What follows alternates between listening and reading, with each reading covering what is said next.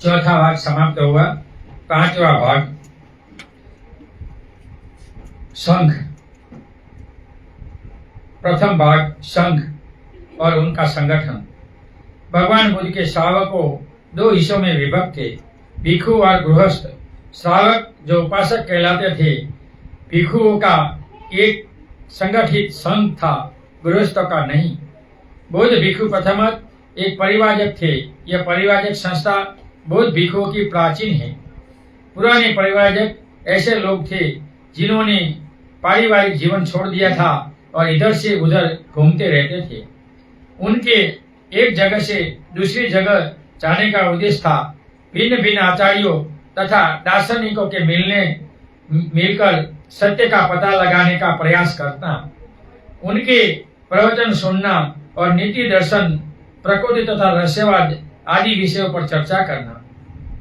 कुछ पुराने ढंग के ऐसे भी परिवारजक थे कि जब तक उन्हें कोई दूसरा गुरु न मिले तब तक किसी एक गुरु की अधीनता में रहते थे। दूसरे थे जो किसी को अपना गुरु नहीं मानते थे और अकेले ही विचरण कर घूमते थे। अभी भी ऐसा भी परिस्थिति तो पूरे इंडिया में है। पुराने ढेर के परिवारजकों में कुछ स्त्रियां परिवारजिकाएं भी थी। स्त्री परिवारजिकाएं कभी कभी पुरुष परिवारजक के साथ रहती थी और कभी कभी अपने अकेले ही रहती थी। इन पुराने ढंग के परिवारजकों का कोई संघ न था। उनसे कोई निश्चित नियम उपनियम न थे। उनके सामने कोई निश्चित आदेश भी न था। तो भिक्षु संघ एक आदेश है। इतिहास में पहली बार भगवान तथागत ने अपने भिक्षुओं का एक संघ बनाया। उनकी व्यवस्था के लिए संघ के नियम बनाए और संघ के सदस्यों के सामने एक निश्चित आदर साकार करने हेतु उपस्थित किया कि जैसे संसार इनको एक्सेप्ट करे। दूसरा, संघ में प्रवेश। संघ का प्रवेश सभी के लिए खुला था। जाति पाति की कोई बाधा न थी। सनातन धर्म में जाति से सब कुछ होता है, यहाँ कुछ नहीं है। स्त्री पुरुष कोई बाधा न थी। हैसियत की कोई बाधा न थी। जाति पाति के लिए संघ में कोई स्थान न था। सामाजिक स्थिति का संघ में कोई स्थान न था। संघ के भीतर सभी समान थे। संघ के अंदर छोटे बड़े का निर्णय सदस्य के गुणों से होता था, न कि उनके जन्म से। तो जाति में ब्राह्मण श्रेष्ठ है। हिंदू धर्म में ब्राह्मण साधुओं को आदर मिलता है, ऐसा यहाँ नहीं था। यहाँ जो बनेंगे इनको आदर मिलेगा। जैसा भगवान तथागत ने कहा था कि संघ एक समुद्र के समान है और भिक्षु उन नदियों के समान है जो समुद्र में विलीन हो जाती है। नदी का अपना नाम होता है और अपना पृथक अस्तित्व रहता है, लेकिन जैसे ही नदी समुद्र में प्रवेश करती है, न उनका कोई पृथक नाम रहता है और न अस्तित्व। वह सब के साथ मिलकर एक हो जाती है। यही हाल संघ का है।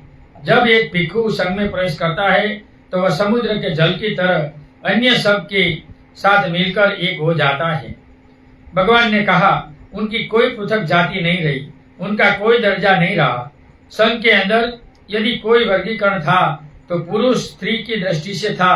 भिक्षु संगठन पृथक था और भिक्षुणी संगठन भी पृथक, दोनों अलग अलग संगठन थे और इनके अलग अलग विनय थे। भिक्षु संघ के 227 विनय और नैसर्गिकता के कारण भिक्षुणी संघ के 311 विनय थे। भिक्षु संघ में प्रवेश पाने के दो वर्ग थे, श्रामणेर तथा भिक्षु। 20 वर्ष से कम आयु रहने पर कोई भी श्रामणेर बन सकता था। त्रिशरण तथा 10 शीलों को ग्रहण करने से कोई भी बालक श्रामणेर बन सकता था। मैं बुद्ध की शरण ग्रहण करता हूँ, मैं धर्म की शरण ग्रहण करता हूँ, मैं संघ की शरण ग्रहण करता हूँ। ये 30 शरण करने से इंसान संघ की शरण जाता है। मैं प्राणी हिंसा से विरत रहता हूँ, मैं चोरी करने से विरत रहता हूँ, मैं ब्रह्मचर्य से विरत रहता हूँ, मैं झूठ बोलने तथा नशीले पदार्थ से विरत रहता हूँ, मैं विकाल भोजन से विरत रहता हूँ, मैं नाच गाना बजाना आदि से विरत रहता हूँ, अपने आप को समझाने तथा अलंकृत करने से विरत रहता हूँ, ऊंची महान सैया ऐशो आराम से विरत रहता हूँ तथा जात रूप रजत सोने चांदी को ग्रहण करने से मैं विरत रहता हूँ। ये 10 शील है। एक श्रामणेर जब चाहे संघ छोड़कर गृहस्थ वेश धारण कर सकता है। एक एक भिक्षु से बंधा रहता है। क्या एक श्रामण एक भिक्षु से बंधा रहता है? इसलिए श्रामण को अपने गुरु के नीचे रहकर पढ़ना चाहिए, चीवर लेकर घूमना नहीं चाहिए। महाराष्ट्र और यूपी में हम देखते हैं कहीं भी चीवर ले पैसे से मिल जाता है, घूमते हैं। यहाँ भी ऐसे गुजरात में लोग घूम रहे हैं सामने, एक राजकोट में है और एक कच्छ में है, और उनका अधिका समय उसी सेवा में खर्च होता है, उनके प्रवजित नहीं ली होती है। दो अवस्था में से गुजरने से मनुष्य भिक्षु पद का अधिकारी बनता है। पहली अवस्था परजित कहलाती है और दूसरी अवस्था उपसंधा। उपसंधा होने पर भी कोई भिक्षु बनता है। इसलिए बुद्ध काल में जब कोई भिक्षु आता था तो वंदना कर अभिवादन आदन कर भोजन वगैरह देने के बाद वंदन कर उपासक धर्म और विनय के अनुसार 3 सवाल पूछते थे, जिससे भिक्षु का पूरी जानकारी मिलती थी। पहला सवाल, पंते जी आप भिक्षु है या श्रामण? दूसरा, पंते जी आप ब्रह्मचर्य का पालन करते हैं? तीसरा, पंते जी आप कौन से संघ से जुड़े हुए हैं? अगर आप भिक्षु है तो कितने वर्षावास कौन से संघ में किए हैं? जो भिक्षु संघ में है और संघ में वर्षावास किया है, पढ़ा लिखा है, वही सही भिक्षु है। बाकी तो कपड़े लेकर साधु की तरह घूमने वाले इंडिया में बहुत भिक्षु हैं। इसलिए सही को स्वीकार करो, गलत को मत स्वीकार करो। ऐसी याचना है। 3 सवाल पूछोगे तो अच्छे भिक्षु को पता चल जाता है। भगत मत बनो। एक भिक्षु गुजरात में अभी शेड्यूल लेने आए हैं, बहुत से इनके भगत हैं। वो कोई संघ में नहीं है और कोई संघ में पड़े नहीं है, फिर भी गुजरात के भगत इनके पीछे पड़े हैं। इसलिए भगत मत बनो, अनुयायी बनो, नीति नियम को एक्सेप्ट करो, और नीति नियम वाले लोग आगे बढ़ेंगे तो ही धर्म आगे बढ़ेगा, वरना कभी बाबा साहब की धर्म क्रांति कभी आगे नहीं बढ़ेगी। जो प्रार्थी आगे चलकर भिक्षु बनने के उद्देश्य से प्रविद्या ग्रहण करना चाहता है, उसे एक उपाध्याय की खोज करनी पड़ती है। कम से कम 10 वर्ष तक जो भिक्षु संघ हो वही उपाध्याय हो सकता है। इसी प्रकार का प्रार्थी यदि उपाध्याय का द्वारा स्वीकार कर लिया गया हो तो परिवारजक कहलाता है, और उस उपाध्याय की सेवा करते हुए उसी के संरक्षण में रहना पड़ता है। तो सामने को गुरु एक्सेप्ट करके इनके पास लेकर पढ़ना चाहिए और वो उपसंधा कराए, 5 साल वर्षावास कराए, इनके बाद अलग होना चाहिए। लेकिन यहाँ देखते हैं कि बाबा की तरह कपड़े पहनकर घूमते हैं और गुजराती लोगों को बाबा अच्छा लगता है। भिक्षु नीति नियम हमारी जैसा कुछ नहीं लगता, हमारा त्याग इसको कोई पड़े नहीं है। तो ये कभी बाबा साहब का धर्म आगे बढ़ने वाला नहीं है, गुजरात में तो बढ़ेगा ही नहीं। शिक्षण काल समान होते पर उपाध्याय को ही अपने परिवार का नाम संघ के नाम पर प्रस्तावित करना पड़ता है। संघ की विशेष बैठक किसी को उपसन करने के लिए बुलाई जाती है। उपसंधा के लिए उपसंधा पेक्षी को स्वयं संघ के प्रार्थना करनी पड़ती है। संघ पहले इसी विषय में अपना संतोष कर लेता है, किसी प्रार्थी योग्य व्यक्ति है या नहीं।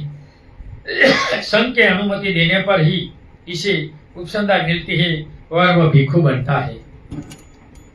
परंपरा पहले ऐसी थी कि 3 साल सफेद वस्त्र में अनागरिक रहते थे, इसके बाद 3 साल चीवर लेकर सामने रहते थे, और इसके बाद वो भिक्षु होते पर उपसंधा लेकर। तीसरा, भिक्षु और उनके व्रत।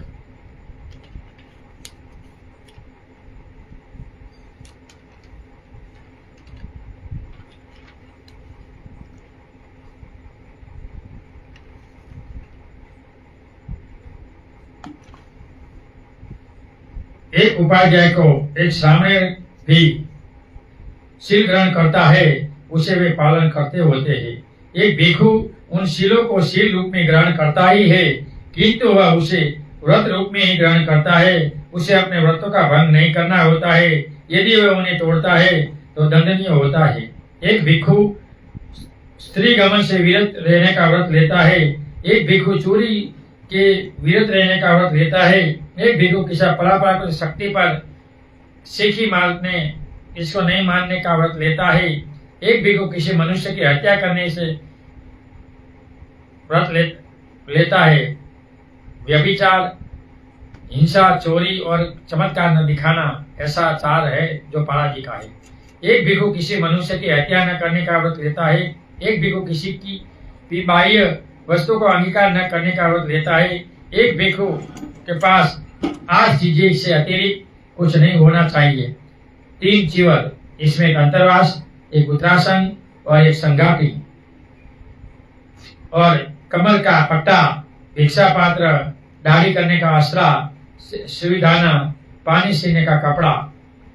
ये 6 वस्तु भगवान ने भिक्षु को 6 और दूसरी 8 है।